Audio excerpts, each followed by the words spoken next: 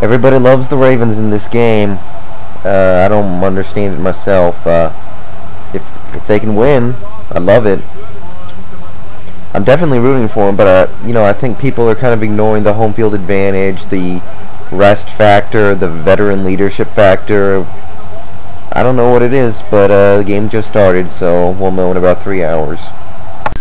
Well, after a trio of punts, Titans drove down the field. They got a big play from Chris Johnson, big play from I think Justin Gage, and Chris Johnson just pounded it in. He looks good in this game, man. He's making people miss. He looks fast. He's breaking tackles. Chris Johnson looks great so far, and I've only seen a little bit of him, so definitely feed him the ball. Kerry Collins has made a couple nice throws. And this is an ominous starting for Baltimore, because this game was going to be all about surviving until there were like 10 minutes left in the fourth, 5 minutes left in the fourth. And, you know, now we got pressure. There's pressure on them to tie this game up quickly, because if somebody takes a lead of 10 or more points, that could be the game. So Tennessee getting in a position to score like they did and not settling for a field goal and actually getting the touchdown was so big, because now Baltimore, they cannot give up any more points before they themselves score. I think they really need a touchdown before Tennessee scores again. So that, I did not expect that. I did not expect Tennessee to get on board with a touchdown so early, but they look sharp. They look sharp. Collins is doing a real nice job staying away from Ed Reed and throwing outside, attacking the corners, where if there's a weakness on this Baltimore defense, that's where it is. You can attack the corners. Alright, we might see more points than I thought. Flacco just converted 3rd and 13, hit Derek Mason for like a 50-yard touchdown, so we've had 2 scoring opportunities in the first quarter, and both of them ended up in touchdowns, and you know, I don't think anybody saw that coming, but we might see some serious points today after all. Chris Johnson just broke off like a 40-yard run to end the half, and he just looks great out there today. He's fast, he's making the cuts, he's making people miss everything. Well, Leroy Harris just made his first impact on the game, I guess.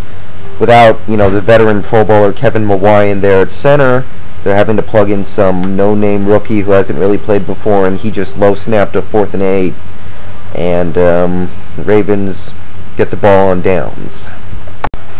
Okay, LaRon McClain went down for Baltimore. That's a huge loss, and he was down for a little while, but they just said they're taping up his ankle and he's going to be back, so that's great. And Tennessee is looking at a potential safety, and actually Chris Johnson nearly went down in the end zone twice just now, so I felt like this could be a game that involved a safety or two, so we'll see. Alright, if Baltimore gives up a 99-yard touchdown drive here, I'm going to flip. That's what I'm talking about, guys. Tennessee has a long drive, chews up a lot of clock, drives 70-something yards.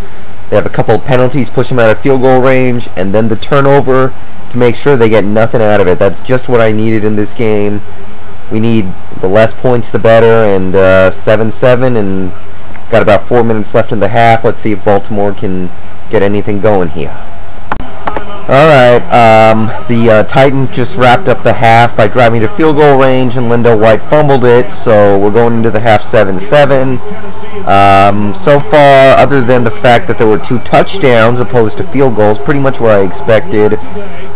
Beyond that, there are like 13, 14 total penalties in this game. Very undisciplined, very emotional, very, you know, fierce out there right now. But it's a good game, tied up at half, and we'll see what the second half has for us. Alright, I'm going to move shop here. Second half, big challenge. Baltimore got a play overturned that probably took 3 points off the board for Tennessee. Tennessee had the ball in reasonable field position, but a challenge moved them back 8 yards, and Baronis hooked it left.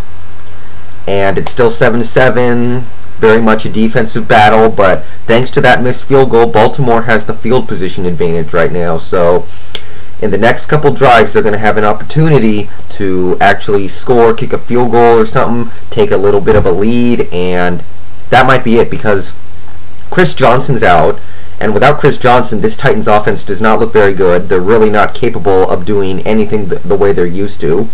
Terrell Suggs is also out, actually. Terrell Suggs, I don't know if he's going to be back or not. But either way, the next score, at any point in this game, the next score could easily win this thing. And right now, Baltimore has field position. So, let's go Baltimore. Alright, we got a body bag game here. Let's see, LaRon McClain got hurt again. We all know Suggs and Johnson are out. I just saw Albert Hainsworth get hurt not too long ago, but he came back, so I guess he's going to be okay. Javon Curse went down, Samari Roll went down, so this is what they call a body bag game. Now, on a lighter note, the Ravens got the ball in great field position thanks to a big punt return by Jim Leonard. Flacco completed a huge pass to Derek Mason inside the 5, and on third down, McGahee actually almost had this crazy run up and down the field play where he almost got in the end zone, but he got tackled at the 3, so the Ravens just kicked a field goal to go up 10-7, and you know, any lead in this game should be cherished, but they really could have used a touchdown there. They really had an opportunity to punch it in. A lot of time left for anything to happen, though, and I don't know. Without Chris Johnson on the field, I don't know if I see the Titans managing a comeback here. The Titans had a real nice drive. Justin Gage had a couple big catches. He's having a huge game. He's got like 9 catches, 126 yards. Kerry Collins converted 2 big third downs, and they had the ball at around the 5, and Algie Crumpler actually fumbled it. Now, the Titans defense held strong, actually. They had the Ravens pinned at the 1 and kept them pinned at the 1 and forced a 3 and out. But even though the Ravens went 3 and out after the fumble, that's 40 yards of field position they just won. So that could end up being huge because the Titans looked like they were ready to go into the end zone and take the lead. Now everything resets. So Titans got the ball 40 yards from taking the lead. Probably about 10 yards from being able to tie it, so it's going to come down to the very end.